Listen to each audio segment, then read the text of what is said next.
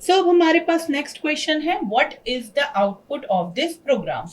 इस प्रोग्राम में हमारे पास है एक क्लास जिसका नाम है बेस 1 और इस क्लास में हम बना रहे हैं उसका ही कंस्ट्रक्टर बेस 1 और उस कंस्ट्रक्टर में हम प्रिंट करा रहे हैं सी आउट बेस 1 और यहां पे हमारी क्लास भी ओवर हो गई। नेक्स्ट क्लास है हमारे पास बेस 2 नाम से। इस क्लास में भी हम अगेन कंस्ट्रक्टर बना रहे हैं बेस 2 नाम से और यहां पर हमने सी आउट करा है जिसमें हम प्रिंट करा रहे हैं बेस 2 और यहां पर हमारी क्लास भी ओवर हो गई।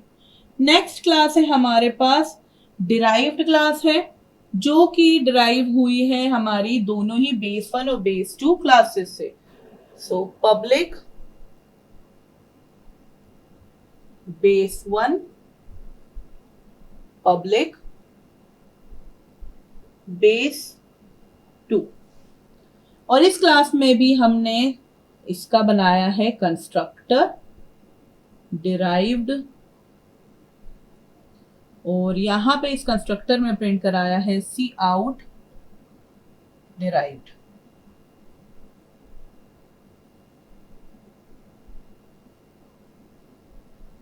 ओके, अब हमारे मेन फंक्शन के अंदर हमने सिंपली डिराइव्ड क्लास का ऑब्जेक्ट बनाया है डी नाम से और रिटर्न 0।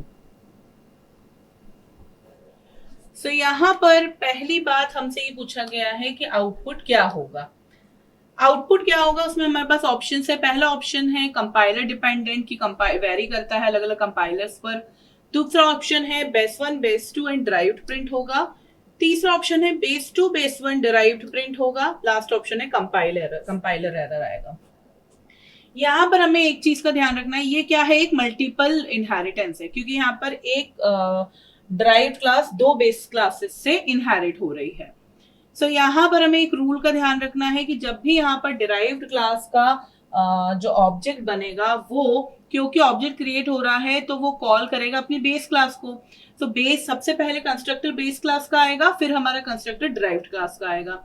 लेकिन यहाँ पर हमारे पास दो बेस क्लासेस हैं तो जिस अरेंजमेंट में जिस सीक्वेंस में जिस ऑर्डर में इन बेस क्लासेस को हमने लिखा होगा इनहेरिट हुई होगी डिराइव्ड क्लास उसी ऑर्डर में कंस्ट्रक्टर्स कॉल होंगे। तो यहाँ पर सबसे पहले लिखा है बेस 1 तो हमारा सबसे पहले प्रिंट होगा आउटपुट में बेस 1। फिर लिखा है बेस 2 तो बेस 2 का कंस्ट्रक्टर कॉल होगा इसलिए बेस 2 आएगा आउटपुट में। फिर आएगा हमारा डिराइव्ड। दैट मीन्स जो हमारा ऑप्शन बी है वो करेक्ट आंसर है।